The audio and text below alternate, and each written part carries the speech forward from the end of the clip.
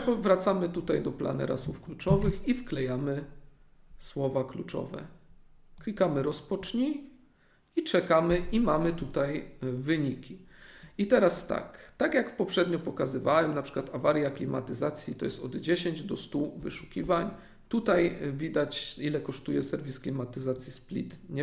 Nikt nie wyszukuje, więc jak wybrać te słowa kluczowe? Klikamy średnia miesięczna liczba wyszukiwań i mamy słowa kluczowe